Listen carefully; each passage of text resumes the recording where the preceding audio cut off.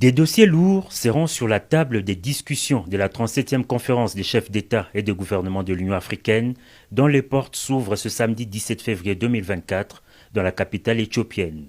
Arrivé ce vendredi en début de soirée à Addis Abeba, le président de la République Félix Antoine Tshisekedi Tshilombo vient mener le plaidoyer en faveur de la paix dans son pays. Sans détour, le chef de l'État s'est immédiatement rendu dans la salle Julius Nyerere de l'Union africaine pour participer aux côtés de ses pairs à un mini-sommet sur la situation sécuritaire et humanitaire dans l'est de la RDC.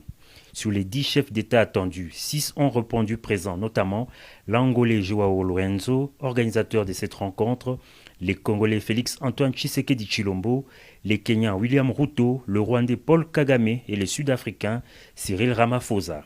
Les autres chefs d'État se sont fait représenter.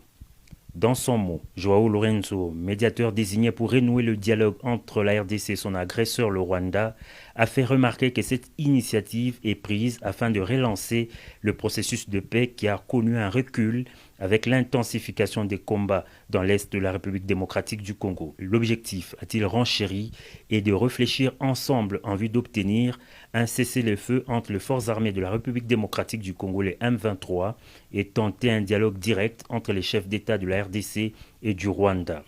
Après un huis clos, chaque parti s'est exprimé. Le président Félix Tshisekedi a dénoncé pour la énième fois l'agression documentée dont son pays fait l'objet, tout en exigeant les départs sans condition des terroristes du M23 des terres congolaises. La partie rwandaise, quant à elle, continue de nier son implication dans la crise sécuritaire en RDC. Et c'est sur ces entrefaites que les travaux de ces mini-sommets ont été suspendus ce vendredi. Le prochain round est annoncé ce samedi, toujours dans la capitale éthiopienne.